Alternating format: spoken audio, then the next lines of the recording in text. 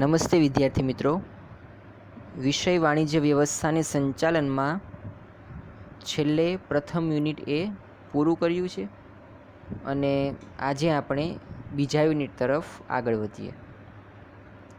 તો unit number 2નું title એવું આપેલું છે કે ધંધાકીય સેવાઓ 1, બરાબર, એટલે કે બિઝનેસ સર્વિસીસ 1. જ્યારે આપણે પ્રથમ યુનિટની શરૂઆત કરેલી ત્યારે જ આર્થિક પ્રવૃત્તિઓના 3 પ્રકારો, ધંધો, વ્યવસાય અને રોજગાર, એમાં ધંધાનો અર્થ, તેના હેતુઓ, તેના લક્ષણો, ધંધાકીય જોખમો વગેરેની ચર્ચા કરી. તો ધંધો જે કાર્ય કરે છે તેને પણ આપણે 3 વિભાગમાં વહેંચેલું: વ્યાપાર, વાણિજ્ય અને ઉદ્યોગ. હવે આ ઉપરાંત ધંધો એ ઘણા બધા પ્રકારની સેવાઓનો પણ ઉપયોગ કરે છે, બરાબર. ધંધો કરવા માટે તમારે ઘણી બધી સેવાઓ પણ મેળવવી પડે છે. એ સેવાઓ તમારે આ યુનિટ નંબર 2 અને યુનિટ નંબર 3માં જોવાની છે. જુદી જુદી સેવાઓ, એનો અર્થ, તેના લક્ષણો, તે શું કાર્ય કરે છે, કયા પ્રકારની સેવા છે, આ બધી આપણી વિગતવાર હવે ચર્ચા કરવાની છે. તો યુનિટ નંબર 2માં બિઝનેસ સર્વિસીસમાં મુખ્યત્વે 3 કે 4 જેટલી સેવાઓ આપી છે. એમાંની પહેલી છે વીમો એટલે કે ઇન્સ્યોરન્સ, પછી પોસ્ટલ સર્વિસીસ ટપાલ સેવા, ત્યારબાદ ગોડાઉન જેને વખાર કહો છો, અને વાહન વ્યવહાર અને હેરફેર એટલે કે ટ્રાન્સપોર્ટેશન સર્વિસીસ. તો આ બધી જ સેવાઓ, તેના પ્રકારો, તે કઈ રીતે ધંધો તેનો ઉપયોગ કરે છે વગેરેની ચર્ચા આપણે કરવાની છે. હવે આ લેક્ચરમાં આપણે ક્રમશઃ જુદી જુદી સેવાઓની ચર્ચા કરીએ. તો અર્થતંત્રમાં સેવાઓનું મહત્ત્વ વધતું જાય છે. સેવાઓના કારણે સગવડમાં અથવા તો અનુકૂળતામાં વધારો થાય છે. બેન્કિંગ, વીમો, ટપાલ, વખાર, વાહન વ્યવહાર આવી સેવાઓ છે. આ સેવાઓ માત્ર વાણિજ્યના અંગ તરીકે વેપારને જ મદદ કરતા બનતી નથી, પરંતુ તેનાથી આગળ વધીને ઉદ્યોગો, ખેતી, અન્ય તમામ ધંધાને મદદગાર થાય છે. સેવાઓ છે એ બિઝનેસને એટલે કે ધંધાને મદદ કરે છે, તેવી અહીંયા ચર્ચા કરેલી છે કે ધંધાને મદદ કરે છે. આ ઉપરાંત જુદી જુદી આર્થિક પ્રવૃત્તિઓ છે, માત્ર ધંધાને નહીં, બરાબર, પરંતુ અન્ય કેટલીક આર્થિક પ્રવૃત્તિઓ, જેમ કે ધંધો નહીં પરંતુ વ્યવસાય કે રોજગાર છે, તો તે પણ આ બધી સુવિધાઓનો લાભ લે છે. જેમ કે કોઈ વ્યક્તિ રોજગાર એટલે કે પગાર મેળવે છે, તો એનો પગાર પણ ઘણીવાર બેંકમાં જમા થતો હોય છે, તો એ પણ બેન્કિંગ સુવિધાનો ઉપયોગ કરે છે. તો આ રીતે ઘણી બધી સુવિધાઓ છે એ તેનો ઉપયોગ કરવામાં આવતો હોય છે. તો આ બધી સુવિધાઓની આપણે અહીંયા ચર્ચા કરવાની છે. હવે વધારે ચર્ચા ન કરીએ અને આપણે ક્રમશઃ એ સેવાઓ જોઈએ. પહેલું આપેલું છે ઇન્સ્યોરન્સ એટલે કે વીમો. તમે લોકો લગભગ આ શબ્દથી પરિચિત છો કે વીમો કોને કહેવાય. ભાવનગરની અંદર નીલમબાગ સર્કલની સામે જ SBI બેંકની બાજુમાં life insurance corporation of India, બરાબર, life insurance corporation of India એટલે કે LIC ઇન્ડિયા, જેનાથી તમે પરિચિત છો, બરાબર. તો એ શું કામ કરે છે? તો એ વીમાનું છત્ર પૂરું પાડે છે, એટલે કે વીમો પૂરો પાડે છે. તો એ કયા પ્રકારનો વીમો પૂરો પાડે છે? એ લાઈફ ઇન્સ્યોરન્સ, જીવન વીમા નિગમ, ભારતીય જીવન વીમા નિગમ એવું એને ગુજરાતીમાં કહેવાય છે. એ જીવન વીમો પૂરો પાડે. અહીંયા તમને જે ચર્ચા કરેલી છે એ થોડી અલગ છે. અહીંયા તમને વીમો એટલે કે જીવન વીમો નહીં, પરંતુ વીમો એટલે કે જીવન વીમા સિવાયનો એટલે કે અન્ય પ્રકારના જે ધંધાની અંદર વીમો ઉતરાવવામાં આવે છે તે વીમો. તમે કલ્પના પણ ન કરી શકો તે બાબત પ્રત્યે આપણે વીમો ધારણ કરી શકીએ છીએ, બરાબર.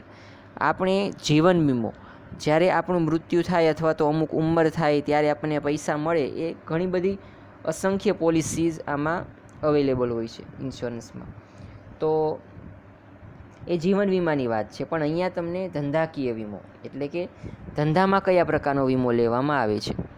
તમે ધંધો કરો છો તો તમારી જે દુકાન છે, દુકાનની અંદર જે વસ્તુ કે પ્રોડક્ટ પડી છે, તમારો જેને આપણે ગુડ્સ એટલે કે માલ તરીકે ઓળખીએ છીએ, ધંધામાં જે માલ રહેલો છે તેના પર પણ વીમો ઉતરે છે.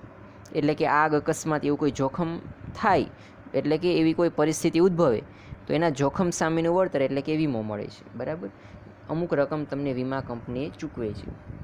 વીમા કંપનીની બાબત તમારે એકાઉન્ટમાં પણ યાદ રાખવી પડશે. એકાઉન્ટમાં પણ તમારે આ અંગેની નોંધ કરવાની આવશે.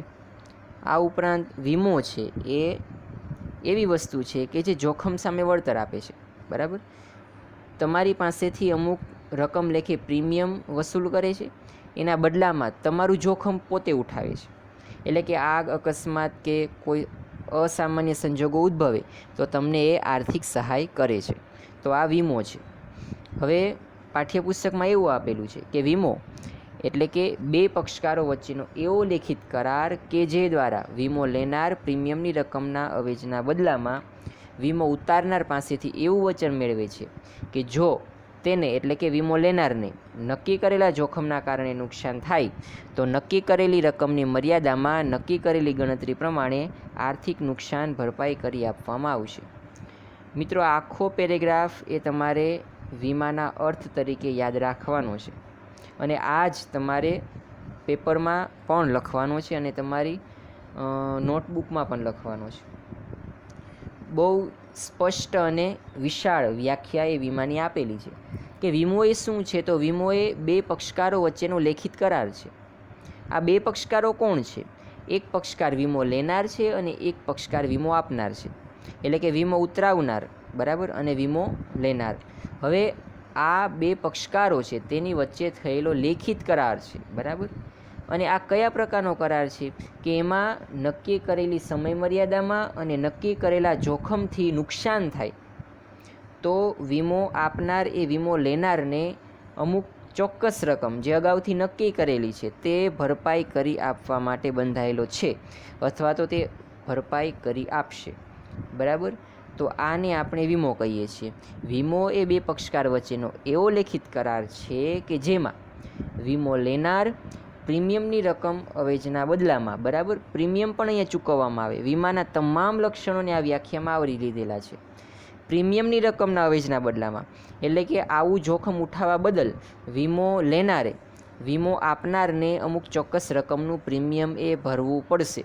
આવી ચોક્કસ રકમની પ્રીમિયમના બદલામાં, અવેજના બદલામાં વીમો ઉતારનાર પાસેથી એવું વચન મેળવે છે એટલે કે એવી ખાતરી મેળવે છે કે જેમાં નક્કી કરેલા જોખમો, અગાઉથી જોખમો પણ નક્કી કરવામાં આવે છે, અગાઉથી વીમાની સમય મર્યાદા પણ નક્કી કરવામાં આવે છે અને કેટલી રકમ ભરપાઈ કરવી એ પણ નક્કી કરવામાં આવે. નિશ્ચિત જોખમો, અમુક પ્રકારનું જોખમ ઉદ્ભવે એટલે કે અમુક પ્રકારનું જોખમ જે નક્કી કરેલ છે, અસામાન્ય સંજોગો, એ અસામાન્ય સંજોગ ઉદ્ભવે તો જ તેને વળતર ભરપાઈ કરી આપવામાં આવે છે, અન્યથા નહીં. તો આ બધું અગાઉથી નક્કી કરવામાં આવે છે અને આવો પ્રસંગ ઉદ્ભવે અથવા તો બને તો તેને નુકસાન ભરપાઈ કરી આપવામાં આવે છે. જીવન વીમાની રીતે વિચારીએ તો અગાઉથી નક્કી થયેલી રકમ હોય કે ભાઈ વ્યક્તિનું જ્યારે મૃત્યુ થાય ત્યારે તેના વારસદારને 10 લાખ રૂપિયા આપવામાં આવશે. પણ શરત એવી હોય કે એ વ્યક્તિનું મૃત્યુ, બરાબર, અમુક જોખમો નક્કી કરેલા હોય કે એ વ્યક્તિનું મૃત્યુ એ કુદરતી રીતે થવું જોઈએ. એટલે કે એ વ્યક્તિએ સુસાઇડ કરેલો હોવો ન જોઈએ. બરાબર, આ ઉપરાંત એવું પણ નક્કી હોય છે કે એ વ્યક્તિને આ રીતે મૃત્યુ થયેલું હોવું જોઈએ. આ ઉપરાંત અમુક ચોક્કસ રકમ કે ભાઈ તેના વારસદારને આટલી રકમ મળશે. બરાબર, સમય મર્યાદા પણ નક્કી કરી હોય કે ભાઈ એ વ્યક્તિનું મૃત્યુ 60 વર્ષ પહેલાં થાય તો જ રકમ મળશે, 60 વર્ષ પછી એ વ્યક્તિનું મૃત્યુ થાય તો વીમાની રકમ મળવાપાત્ર નથી. આવી બધી શરતો હોય છે. કેવી શરતો હોય છે? આ ઉપરાંત પ્રીમિયમની પણ શરત હોય છે કે દર મહિને કે વર્ષે આટલું પ્રીમિયમ ભરવું પડશે. એટલે કે પ્રીમિયમની શરત હોય છે. જોખમો, અમુક ચોક્કસ પ્રકારના જોખમો પણ નક્કી કરેલા હોય છે, રકમ પણ નક્કી કરેલી હોય છે અને કેટલું નુકસાન ભરપાઈ કરવું એ પણ બાબત નક્કી કરેલી હોય છે. અને જો આ બધી શરતો સંતોષાય તો વીમો આપનારે વીમો લેનારને અમુક ચોક્કસ નુકસાન એ ભરપાઈ કરી આપશે. તો આ છે આખી વીમાની વ્યાખ્યા અને વીમાનો એક સામાન્ય અર્થ. બરાબર, વીમાને લેખિત કરારને વીમાની પોલિસી તરીકે ઓળખવામાં આવે છે. જે લેખિત કરાર હોય છે, જે રીતે આપણે મકાનનો લેખિત કરાર એ દસ્તાવેજ, એ રીતે વીમાનો લેખિત કરાર એટલે કે વીમાની પોલિસી. વીમો જોખમ દૂર કરતો નથી, પરંતુ જોખમ પેદા થતાં આર્થિક નુકસાનનું વળતર આપે છે. આ એક બાબત અગત્યનું છે. હવે તમે વીમો ઉતરાવી લો એટલે જોખમ દૂર નહીં થઈ જાય, બરાબર. તમારું મૃત્યુ અટકી જશે એવું તો નથી.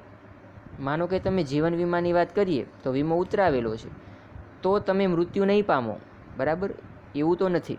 કારણ કે વીમો ઉતરાવવાનો અર્થ એ થયો કે તમે મૃત્યુ પામશો ત્યારે તમને અમુક વળતર મળશે, બરાબર. એનો અર્થ એવો નથી કે તમારું મૃત્યુ નહીં થાય. એટલે કે નુકસાન એ ભરપાઈ કરી આપે છે, બરાબર, જોખમ ઘટાડતો નથી. જોખમના બદલામાં જે નુકસાન થાય, જોખમ ઉઠાવવાના બદલામાં એ પ્રીમિયમ વસૂલ કરે છે. અને જો એ જોખમ ઉદ્ભવે એટલે કે એ પ્રસંગ કોઈ અસામાન્ય સંજોગો ઉદ્ભવે તો તેના બદલામાં તેને ચોક્કસ પ્રકારનું વળતર આપવામાં આવશે. એટલે કે વીમો છે એ જોખમ ઘટાડતો નથી, જોખમ દૂર કરતો નથી, પરંતુ આર્થિક નુકસાનનું વળતર આપે છે. હવે જોવાનું છે વીમાના કેટલાક અગત્યના સિદ્ધાંતો છે, એ બહુ અગત્યના છે. અને એક સિદ્ધાંત એ આપણે ઉદાહરણ દ્વારા સમજવાનો છે. વીમાના મૂળ એ સામાજિકતા સાથે સંકળાયેલા છે અને તેમાં બે પક્ષકાર વચ્ચેનો કરાર બને છે. આમ વીમો સામાન્ય કરાર નથી, પરંતુ સામાન્ય કરારના કાયદાથી જોડી શકાય નહીં. વીમો વિશિષ્ટ કરાર હોવાથી તેને સામાન્ય કરારના સિદ્ધાંતો ઉપરાંત નીચે જણાવેલા વિશિષ્ટ સિદ્ધાંતો લાગુ પડે છે. કરારમાં જે સામાન્ય નિયમો હોય છે એ જ નિયમો અહીંયા લાગુ પડે જ છે, પણ વીમો એક વિશિષ્ટ કરાર છે તે માટે તેને બીજા કેટલાક પણ સિદ્ધાંતો લાગુ પડે છે, બરાબર. હવે જો કેટલાક ચોક્કસ પ્રકારના સિદ્ધાંતો હોય છે, બરાબર ને, જેમ કે વિદ્યાર્થી અને શિક્ષક વચ્ચેનો ચોક્કસ પ્રકારનો એક સંબંધ રહેલો હોય છે, બરાબર. એની મર્યાદામાં રહેવાનું હોય. કહેવાનો મતલબ એટલો છે કે આ કહેવાય ને કે ઝઘડો નહીં કરે. શિક્ષક અને વિદ્યાર્થી, પછી માતા અને તેનો દીકરો, આ બંને વચ્ચે ચોક્કસ પ્રકારનો સંબંધ હોય, બરાબર ને. એ જ રીતે કોઈ સગા ભાઈઓ હોય એની વચ્ચે ચોક્કસ પ્રકારનો સંબંધ હોય. તો આ સંબંધને જાળવણી માટે અમુક સિદ્ધાંતો હોય. એ સિદ્ધાંતો ક્યાંય લખેલા હોતા નથી બુકમાં કે ભાઈ ભાઈઓએ ઝઘડો ન કરવો, બરાબર. માતા અને તેનો દીકરો હોય છે તો એ બંને વચ્ચેનો મમ્મી અને તેના દીકરા વચ્ચેનો પ્રેમ એ અતૂટ હોય છે, બરાબર ને. તો આ એક પ્રકારનો ચોક્કસ સિદ્ધાંત છે, બરાબર. એ જ રીતે વિદ્યાર્થી અને શિક્ષક વચ્ચે પણ ચોક્કસ પ્રકારનો એક સિદ્ધાંત છે કે વિદ્યાર્થીએ શિક્ષકને હંમેશા માન આપે છે અને શિક્ષકે વિદ્યાર્થીને હંમેશા કોઈ પણ પક્ષપાત વિના કંઈક નવું શીખવે છે, બરાબર. તો આ જ રીતે વીમાના સંદર્ભમાં વિચારીએ એટલે કે કરારના સંદર્ભમાં વિચારીએ તો કરારમાં પણ અમુક ચોક્કસ પ્રકારનો એક સિદ્ધાંતો રહેલા હોય. જેમ કે બંને પક્ષકારોએ કરાર થયેલો હોય તો બંને પક્ષકારોએ અમુક સમજૂતી મેળવી લેવી જોઈએ અથવા તો અમુક સ્પષ્ટતા કરી લેવી જોઈએ, કોઈ વસ્તુ છુપાવી ન જોઈએ, બરાબર. આ સામાન્ય બાબત છે. પણ વીમાનો કરાર છે ને એમાં આ સામાન્ય બાબતો ઉપરાંત કેટલાક ચોક્કસ પ્રકારના સિદ્ધાંતો લાગુ પડે છે અને આ ચોક્કસ પ્રકારના સિદ્ધાંતો છે, બરાબર, તે તમને અહીંયા દર્શાવવામાં આવેલા છે. આ સિદ્ધાંતોએ જે અન્ય સામાન્ય કરાર છે ને તેના કરતાં વિશેષ છે. એટલે કે અન્ય સામાન્ય કરારમાં જોવા નહીં પડે, પણ વીમાના કરારમાં તમને આ પ્રકારના સિદ્ધાંતોએ જોવા મળશે. પહેલું આપેલું છે કે સંપૂર્ણ ભરોસાનો સિદ્ધાંત, principal of utmost good faith, બરાબર. આ સિદ્ધાંત છે એ તમે જ્યારે આગળ ભણશો ત્યારે તમારે બહુ વિગતવાર ભણવાનું આવશે કે principal of utmost good faith, સંપૂર્ણ ભરોસાનો સિદ્ધાંત. વીમાના કરારનો હેતુ નફો મેળવવાનો ક્યારેય ન હોઈ શકે, બરાબર. વીમા કરારનો હેતુ નુકસાનનું આર્થિક વળતર મેળવવાનો છે. હવે કોઈ વ્યક્તિ એવા નહીં હોય કે વીમો ઉતરાવીને નફો મેળવશે, બરાબર. વીમો ઉતરાવીને નફો મળશે, પણ કોને મળશે? તો વીમો આપનારને, એટલે કે વીમા કંપનીને, બરાબર. વીમા કંપનીને કદાચ નફો મળશે પણ વીમો ઉતરાવનારને નફો મળશે નહીં. તમે વીમો ઉતરાવો છો તો તમને નફો નહીં મળે. માનો કે તમે તમારી શોપનો વીમો ઉતરાવેલો છે, એટલે કે જો અહીંયા આગ લાગે કે ચોરી બોરી લૂંટફાટ થાય તો મને વળતર મળે. તો અહીંયા હું નફો મેળવવા માટે નહીં, પરંતુ મારું જે જોખમ છે ને ઘટાડવા માટે, મારું નુકસાન થાય તો મને પૈસા મળશે એટલા માટે આપણે વીમો ઉતરાવીએ છીએ. નફો મેળવવા માટે વીમો નથી ઉતરાવતા. વીમાનો મૂળભૂત અભિગમ એ સામાજિક છે. આથી વીમા કરારના પક્ષકારોએ પરસ્પર સંપૂર્ણ ભરોસો મૂકવાનો છે, બરાબર. એકાબીજા ઉપર ટ્રસ્ટ કરવો અહીંયા જરૂરી છે. કરાર કરતી વખતે બંને પક્ષકારોએ પરસ્પરને જરૂરી હોય તેવી વીમા વસ્તુ અંગેની બધી જ માહિતી આપવાની છે. એટલે કે કોઈ પણ વસ્તુ છુપાવવાની નથી, બરાબર ને. હવે માનો કે તમને કેન્સર જેવી ભયંકર બીમારી હોય અને તમે વીમો ઉતરાવો. હવે તમને ખ્યાલ છે કે કેન્સર છે તમને, એટલે તમે 4-5 વર્ષમાં લગભગ તમે એક્સપાયર થઈ જશો, બરાબર. તો હવે શું કરશે અમુક વ્યક્તિઓ કે વીમો ઉતરાવી લે, બરાબર. જો કે આવું શક્ય નથી, કારણ કે જ્યારે તમે વીમો ઉતરાવો એટલે તમારા બધા જ જે શારીરિક ટેસ્ટ છે એ કરવામાં આવે છે. પણ છતાં પણ તમે આ રીતે વીમો ઉતરાવો તો એ તમે આ સિદ્ધાંતનું ઉલ્લંઘન થયું તેમ કહેવાય. એટલે કે તમે સંપૂર્ણ ભરોસાનો સિદ્ધાંત છે તે પાળેલો નથી. એટલે કે તમે અમુક વસ્તુઓ છુપાવી છે, બરાબર. તો એ રીતે સંપૂર્ણ ભરોસાનો સિદ્ધાંત લાગુ પડે છે. હવે વીમો લેતી વખતે માહિતી પૂછવામાં ન આવી હોય છતાં જો કરાર ઉપર અસર કરતા હોય તો એક પક્ષે બીજા પક્ષને આપવાની હોય, બરાબર. એટલે કે અમુક માહિતી પૂછવામાં ન આવે ને તો પણ દર્શાવવી જોઈએ, બરાબર. ઘણીવાર ઘણા લોકો એવું કહેતા હોય છે કે તે મને પૂછ્યું હતું, તો પણ તમારે માહિતી આપવાની છે, બરાબર. હવે અત્યારે કોરોના ચાલે છે, તો માનો કે તમને એવો ખ્યાલ છે કે મને કોરોનાથી હું સંક્રમિત છું અથવા તો હું કોરોના પોઝિટિવ છું, તો તમારે સેલ્ફ ક્વોરન્ટાઇન થવું જોઈએ, બરાબર. પછી તમે છતાં પણ કોરોના હોય છતાં પણ તમે અન્ય લોકોને મળો, તેની સાથે મુલાકાત લો, તેના સંપર્કમાં આવો, બરાબર. અને પછી તમે એમ જણાવો કે તે મને પૂછ્યું હતું કે ભાઈ મને કોરોના છે કે નહીં. તો એમ ન ચાલે. તમારે સામેથી તેને કહેવું જોઈએ અથવા તો ઘરે જ રહેવું જોઈએ કે ભાઈ મને કોરોના પોઝિટિવ છે, એટલા માટે મારાથી દૂર રહો અથવા તો મારી સાથે સંપર્ક કેળવવાનું ટાળો. આ જ બાબત વીમામાં પણ લાગુ પડે છે. વીમા કંપની તમને ન પૂછે તો પણ તમારે જણાવવું જોઈએ કે આ બાબત સત્ય છે, બરાબર. હવે એ જ રીતે આ મેં જીવન વીમાની વાત કરી, બરાબર. તો હવે જુઓ, તમારા શોપમાં માનો કે તમારી દુકાનમાં લાઇટ ફિટિંગ જે થયેલું હોય છે એ જૂનું પુરાણું હોય છે, બરાબર. અને પ્રમાણમાં આગ લાગવાની શક્યતા પ્રમાણમાં વધારે છે, બરાબર. અને જે તમારી શોપ છે તેમાં અમુક એવા લિક્વિડ પેટ્રોલ કે ડીઝલ છે કે કેરોસીન છે, આનું પ્રમાણ એટલે એનો સંગ્રહ વધારે પ્રમાણમાં થાય છે. તો અહીંયા જુઓ જોખમ વધારે રહેલું છે. હવે તમે ત્યાં ખોટું બોલો કે મારે બધું પરફેક્ટ છે, બરાબર. જે ઇલેક્ટ્રોનિક વાયરિંગ છે એ બધું પરફેક્ટ છે, અને તમે ખોટું બોલો અથવા તો આવું જણાવો નહીં કે ભાઈ મારું જે શોપમાં રૂમમાં જે વાયરિંગ છે એ થોડુંક નબળું છે, ખરાબ થયેલું છે, અને હું પેટ્રોલ ડીઝલ કે વગેરેનો સંગ્રહ કરું છું. આ બાબત તમને પૂછવામાં ન આવે તો પણ તમારે વીમા કંપનીને જણાવી એવું અહીંયા દર્શાવે છે. વીમો લેતી વખતે પૂછવામાં ન આવે તો પણ તમારે દર્શાવવાની છે. કોઈ પણ માહિતી છુપાવીને કરેલા વીમાનો કરાર એ દગો કહેવાય, બરાબર. આપણે આ સામાન્ય ભાષામાં શબ્દ વાપરતા હોઈએ છીએ કે દગો કરેલો, બરાબર. તો આ રીતે અમુક માહિતી તમે છુપાવો ને તો એ પણ દગો છે.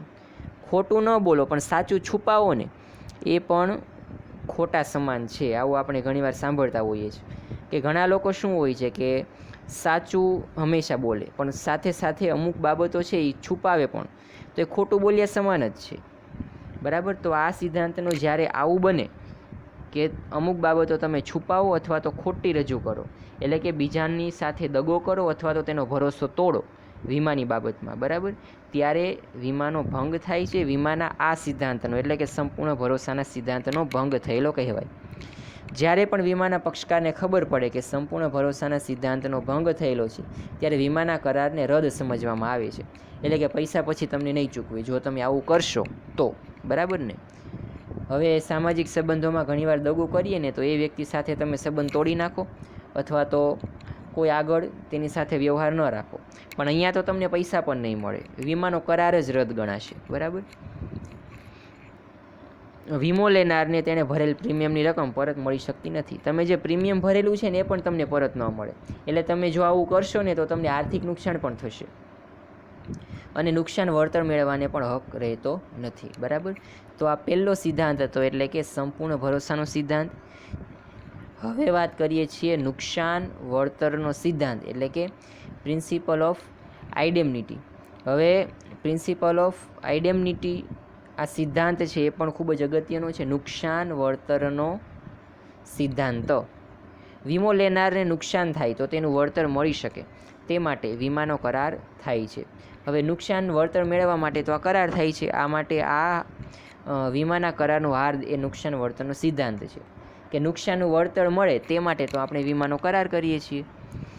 વીમો લેનારને નુકસાન થાય તો વીમા કંપની તેને કેટલું વળતર ચૂકવશે તે નક્કી કરવા માટે આ સિદ્ધાંતનો ઉપયોગ થાય છે. બરાબર, એટલે કે વીમાનું જે વીમો ઉતરાવેલો છે તો જ્યારે નુકસાન થાય ત્યારે તેનું વળતર છે એ પણ નિશ્ચિત હોય છે. જેમ કે આટલા સમયગાળા પછી આટલું વળતર મળશે. બરાબર, વીમો લેનારને નુકસાન થાય તો વીમા કંપની તેને કેટલું વળતર ચૂકવશે તે નક્કી કરવા માટે આ સિદ્ધાંતનો ઉપયોગ થાય છે. અગાઉથી નક્કી કરી દેવાનું કે ભાઈ અમે આટલું વળતર ચૂકવીશું. બરાબર, આ રીતે જો શરતોને હેઠળ આ નુકસાન થાય તો અમે આટલું વળતર ચૂકવીશું, એ અગાઉથી નક્કી કરવાનું થાય. આવું આ સિદ્ધાંત જણાવે છે. બરાબર, નફો નહીં કરી શકે, અર્થાત નુકસાન થયું હોય તો તેનાથી વધુ રકમનું નુકસાન વળતર તરીકે મેળવી નહીં શકે. જેમ કે હવે મારા શોપમાં આગ લાગી છે. બરાબર, 1 લાખનું નુકસાન થયું છે તો 1 લાખે મર્યાદા, 1 લાખ કરતાં વધારે મને વળતર મળશે નહીં. વીમા કંપની મને 1 જ લાખ રૂપિયા ચૂકવશે અથવા તો તેના કરતાં ઓછી. બાકી નુકસાન જેટલું થયેલું છે તેના કરતાં વધારે રકમ એ ચૂકવવા પાત્ર થતી નથી, એટલે કે નફો ન મેળવી શકે. વીમો લેનાર વસ્તુની કિંમત કરતાં ઓછી કિંમતનો વીમો ઉતરાવે તો ગર્ભિત રીતે સ્વીકારે છે કે ઓછી કિંમતના પ્રમાણસર નુકસાન તે ભોગવશે. હવે અહીંયા પ્રમાણસરતાની વાત કરી છે કે ઘણીવાર શું થાય કે 5 લાખ રૂપિયાનો માલ હોય, બરાબર, અને તમારે તેના ઉપર વીમો ઉતરાવો તો તમે 2 લાખ ઉપર જ વીમો ઉતરાવો, 5 લાખ ઉપર ન ઉતરાવો. કે 2 લાખનો વીમો, 2 લાખનો માલ છે તેના ઉપર વીમો, તો તેમાં તેના પ્રમાણસર, બરાબર, તમને વીમાની રકમ મળવા પાત્ર થશે. તો એ રીતે તમને વીમાની રકમ મળવા પાત્ર થાય છે. એક વ્યક્તિએ, હવે જુઓ તમને અહીંયા ઉદાહરણ આપેલા, પરંતુ એ આપણે પ્રમાણસરતાની હવે વાત કરવી નથી. બરાબર, આ ઉદાહરણો તમારે નથી જોવાના. પછી ત્રીજું આપેલું છે વીમા યોગ્ય હિતનો સિદ્ધાંત. બરાબર, એટલે કે પ્રિન્સિપલ ઓફ ઇન્સ્યોરેબલ ઇન્ટરેસ્ટ, કે હિત શું છે. બરાબર, વીમાને લગતું જે હિત છે તેનો સિદ્ધાંત, એટલે કે વીમાના બંને પક્ષકારોના અમુક ચોક્કસ પ્રકારના હિત રહેલા છે. વીમા યોગ્ય હિતનો સિદ્ધાંત એટલે કે વીમો લેનારને વીમા વસ્તુમાં આર્થિક હિત હોવું જોઈએ. દાખલા તરીકે મકાન માલિકને મકાનમાં આર્થિક હિત હોય, જ્યારે ભાડવાત એટલે કે ભાડૂત જેને આપણે કહીએ છીએ ને મકાનમાં આર્થિક હિત ન હોય. બરાબર, એટલે ચોક્કસ પ્રકારનું એક આર્થિક હિત રહેલું છે. બરાબર, એ હિતનો પણ અહીંયા સિદ્ધાંત લાગુ પડે છે. મકાનની વાત કરીએ તો જે ભાડૂત છે ને તેને એ મકાન કદાચ વેચવામાં આવે તો તેમાં તેને કોઈ લાભ ન મળે. એ ધંધા જે મકાનનો માલિક છે, બરાબર, ઓનર, એને મળશે. બરાબર, ભાડૂતની આમાં કોઈ લાભ મળશે નહીં. તો આ છે વીમા યોગ્ય હિતનો સિદ્ધાંત, કે ચોક્કસ પ્રકારનો હિત છે તેનો સિદ્ધાંત એ રહેલો છે. પછી પ્રિન્સિપલ ઓફ સેબ્રોગેશન એટલે કે હક બદલવાનો સિદ્ધાંત. તમે તમારો હક બદલી શકો છો એવો એક પણ સિદ્ધાંત રહેલો છે. જ્યારે વીમા યોગ્ય વસ્તુનો વીમો લેવામાં આવેલો હોય અને તે નાશ પામે, વીમા કંપની તેનું વળતર ચૂકવે ત્યારે નાશ પામેલ વસ્તુનો માલિકી હક વીમા કંપનીનો બને છે. તેના ઉપર મૂળ માલિકીનો હક રહેતો નથી. આ બાબત જિંદગીના વીમાને લાગુ પડતી નથી. હવે જુઓ, અહીંયા એવું જણાવે છે કે જે વીમાની વાત કરીએ, બરાબર, તો માનો કે તમારા શોપમાં આગ લાગી, તમે તમારા શોપના માલનો વીમો ઉતરાવેલો છે અને આગ લાગી. તો હવે જો આગ લાગશે ને એટલે અમુક કાટમાળ છે ને એ વધેલો હશે, જેને તમે ભંગારમાં પણ આપી શકો. તો હવે જુઓ, હવે જે આ કાટમાળ છે ને એની માલિકી કોની? તો કે તમારી નહીં, પરંતુ વીમા કંપની લઈ જશે. બરાબર, એટલે કે જો તમે કાટમાળ વેચો અને ભંગારમાં તમે આપી દો કાટમાળ અને એના અમુક પૈસા આવે તો એ તમારે વીમા કંપનીને આપવાના, કારણ કે વીમા કંપની તમને વળતર ચૂકવી દે છે તમારા નુકસાનના બદલાનું. તો એ જે પછીનો વસ્તુ છે, બરાબર, નુકસાન થયા બાદની, એ પણ હવે કોની રહેશે? તો કે વીમા કંપનીની. હવે આ બાબત છે ને જિંદગીના વીમા પ્રીમિયમને લાગુ નહીં પડે, કારણ કે વ્યક્તિ મૃત્યુ પામે તો એના જે ડેડ બોડી છે તેને વેચવા નથી જવાતી, બરાબર, એમાંથી કંઈ ઉપાર્જન નથી થતું. તો આ એક બાબત પણ યાદ રાખવાની કે હક બદલાનો સિદ્ધાંત છે ને જિંદગીના વીમા પ્રીમિયમને લાગુ પડતો નથી. જિંદગીના વીમા પ્રીમિયમને કયો સિદ્ધાંત લાગુ પડતો નથી? તો હક બદલવાનો સિદ્ધાંત, એટલે કે પ્રિન્સિપલ ઓફ સેબ્રોગેશન. આ જિંદગીના વીમા પ્રીમિયમમાં એટલે કે લાઈફ ઇન્સ્યોરન્સમાં એ એપ્લાય થતો નથી. એટલે આ એક બાબત તમારે યાદ રાખવાની થાય છે.